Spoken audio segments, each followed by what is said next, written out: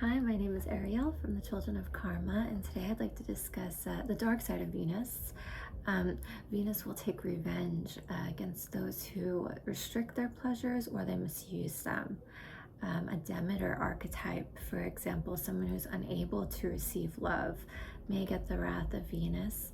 When Venus is tied to the outer planets, we may get themes like lust and obsession, being attracted to a partner that's just unsuitable. You know how Aphrodite fell in love with the god of war, Ares. Unsuitable partners, maybe acting outside of character for the affection of another. All is fair in love and war and crimes of passion. Venus, Mars, Venus, Pluto, stalking, Venus, Pluto, relationships or delusions about relationships with celebrities or a famous person, a public figure. This could be Venus, Sun, Venus, Neptune. Takes a very strong ego to be able to acknowledge some of these themes. Venus, Saturn, for example, self-sabotage, always expecting rejection. Even a transiting moon, it can wake up any of these aspects in your chart, or interact with one of the outer planets and can bring like a madness or a delusion for a period of time. Earth signs are important here. A lot of Earth, Saturn can ground.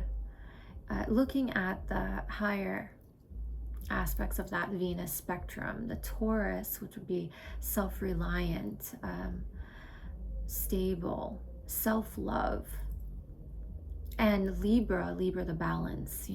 Sometimes with these outer planets and Venus, we can have this kind of obsession, immovable obsessions, where we're even divorced from reality. The cycle of Venus lasts 8 years, and in this time it will make 5 conjunctions with the Sun, and it will make the inferior conjunction while it's retrograde, while it's reassessing, reevaluating Venus themes like values and possessions, money, comforts, relationships, and it's reevaluating this in the retrograde phase. This is the new Venus, and while it makes that conjunction, it's the morning star, so it's visible just before the Sun, and it's a new Venus, so it's more about exploring, about self-discovery. It's more resilient as well. It's emotionally resilient. It can handle rejection and pain just a little bit easier. It's not really taking things personally. It's not internalizing. It's also more instinctual, more courageous as well. Once Venus reaches its maximum elongation, the furthest it can get from the Sun, then it starts to begin its descent, back closer to the Sun.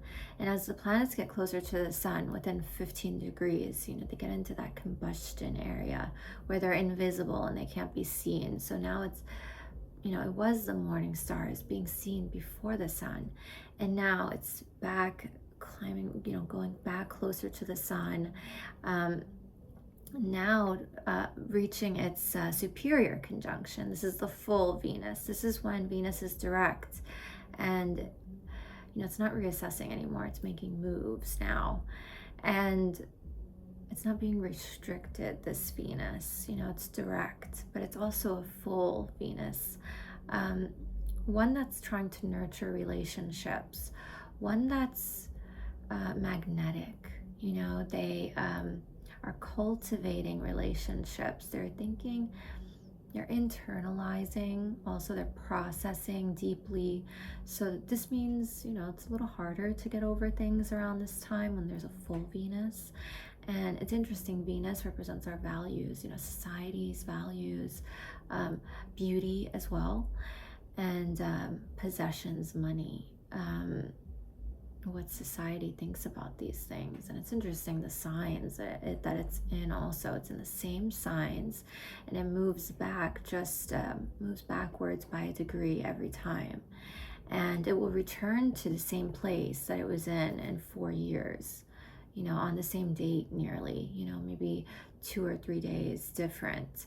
So this is pretty cool. And the motion that Venus makes in the sky, it's moving back, it's moving forward to reach the sun again, and it's moving beyond the sun, and then it's moving back. It's making a petal shape, and there are 5 points, so it's like a 5-petaled rose, or even can be seen, 5-pointed star can be seen as a pentagram.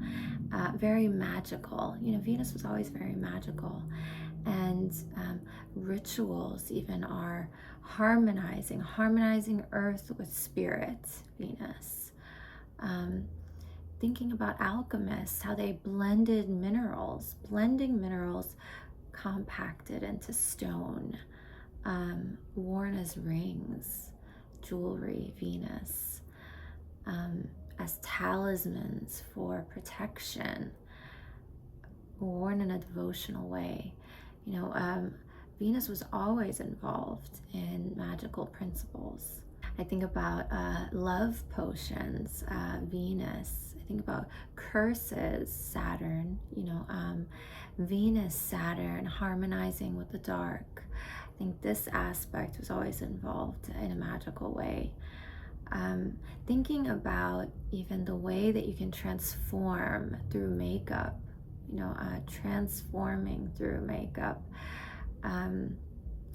Clothing, aesthetic choices, and how they can empower, how they can transform what's within. And it reminds me too of the nurses that dress up the children before surgery as superheroes.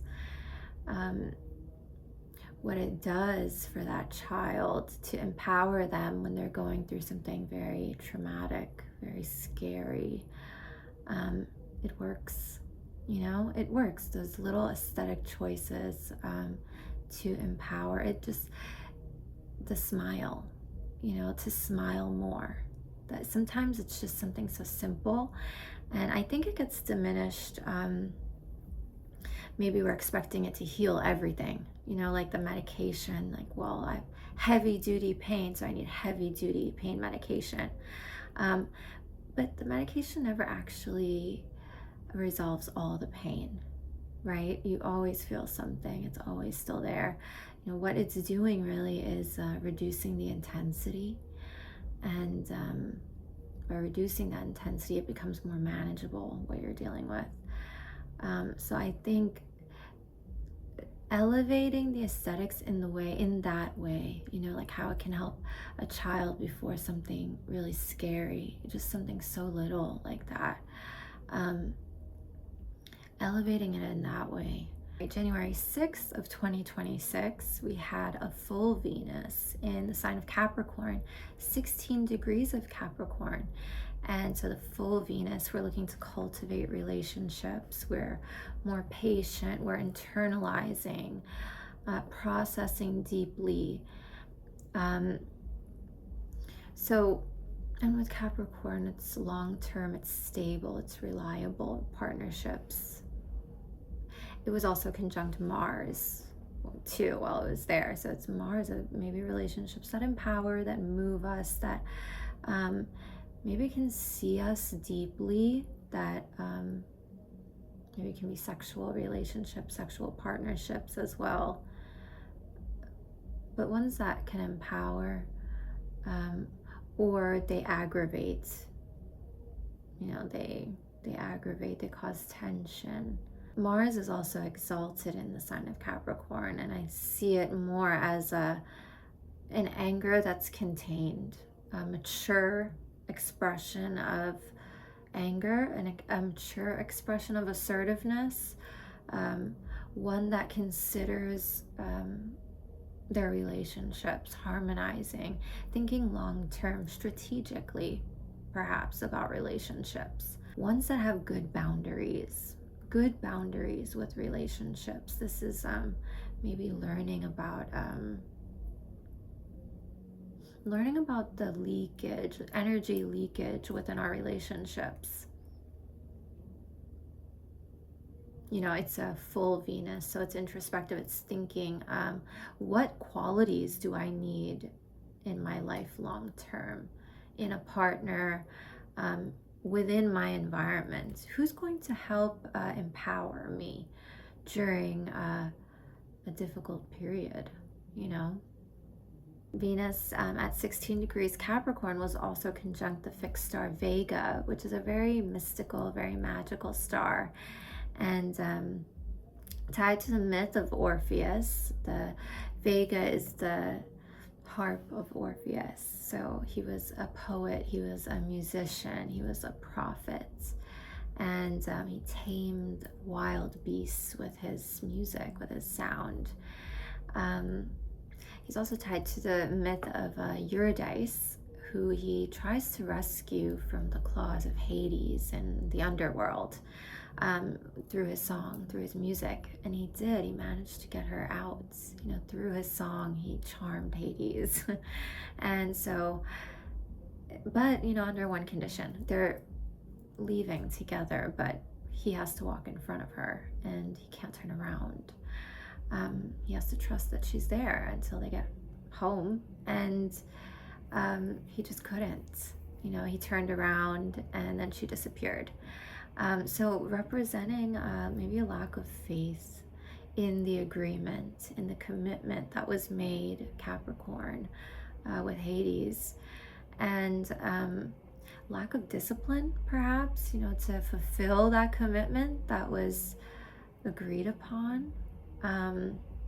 That represents Capricorn, those bonds and discipline, and maybe just having faith. Shadows of Vega can be an overstimulation, a detached kind of idealistic nature, very spiritual, very magical, but maybe kind of detached and lost there, escaping there, and can also lean towards narcissism as well.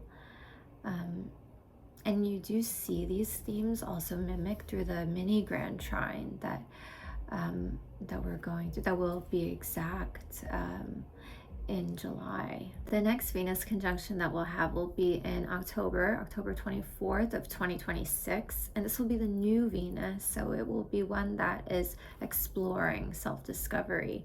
0 degrees of Scorpio. This, because it moves backwards, it will be at the end of Scorpio, so that means in 4 years, October 20th of 2030, this Venus will be in Libra. So it's changing signs. So this is a big deal. With Scorpio too, it's looking at what's hidden, hidden dynamics, attachments, intimacy, money. It's a new Venus as well. It's exploring. It's resilient, emotionally resilient. But with Scorpio, it's looking for deep connections as well. It wants something deeper. Scorpio too, I think surgeries, right? And fillers and Botox, these kind of, especially with Chiron and Taurus, could be, and beauty standards Venus, can be reevaluating these things, reevaluating them. It's a new Venus too, retrograde, reevaluating these kind of beauty standards, maybe brought on by deception, Scorpio. Preventative Botox, I mean, what is that? And now the damage, the damage caused from this deceptive marketing, deceptive marketing of beauty. Reevaluating these things. 0 degrees too, it's very powerful now. It's interesting too because it's Mars ruled and it's moving to a Venus ruled. The Mars ruled Scorpio can help us to cut off attachments in all places, like relationships, but also even from these standards, detaching from them and realizing, this is just not where I want to be. It's not what I value. This is not, it could be even represent society, like where society is going. Seeing the youth even, because that mini grand trine too is huge and powerful. The Neptune in there, Neptune in Aries, is like the youth being deceived by these kind of beauty standards too. Preventative Botox, money within relationships, and power dynamics within them. Moving to Libra, indicating that in 4 years from now, our focus will be on equality and peace, harmony within our relationships. It will be a full Venus too. So it's like cultivating more unions and processing. So, and Mars, the Mars ruled Scorpio Venus point that we'll be experiencing in October, it does investigate, it goes deeply into things. Venus likes Libra, that's his home. So we'll be more comfortable there. Maybe more marriages as well. I think maybe discussing our feelings towards marriage. If you think about it, the Pluto and Scorpio generation, they have different feelings about unions and attachments. So perhaps reevaluating what marriage is, the rules, the values, the conditions of marriage. Maybe redesigning the rules, because essentially it's a contract, right? It's all a contract, because if the partner doesn't behave in the way that you want them to, or expect them to, or need them to, relationship over, contract ended, that's it. Or you get swallowed up in the union, so it is a contract, and maybe we're going over different rules, living by different rules, reevaluating it. And what we find beautiful, what do we find beautiful? If our lives are shifted, maybe seeing more content that's not real and expecting a certain standard, maybe it's different when we leave our homes and we're seeing real faces. But if we are isolating and we're spending more time inside and our world has become more digital, then it will skew our mental atmosphere. Even talking to the AI on a daily basis, it will skew your mental atmosphere. I guess just taking control of that skewing, right? And doing it our own way, that will help us, creating that mental atmosphere that will help. Mars ruled, so it wants to seek something and it wants to separate even. This will be great actually if you want to cut cords, ending relationships. This is a good time, to the boldness to do so. And it will more emotional resiliency. And 4 years from now, as it returns to this place, but now in Libra, finding peace, finding harmony. You've seeked in this particular place, and now you want to cultivate and learn and grow from the information. So I think it's fascinating even to look at all of these points separately, why it is in these points and how it shifts. How do you see it within society as well? Over the years, how it has played out over the years, how the values have shifted in society, beauty standards have shifted. It would be interesting to go back and study that. Thank you for joining me for this video. I'd love to see you at thechildrenofkarma.com, and don't forget to like the video. Bye.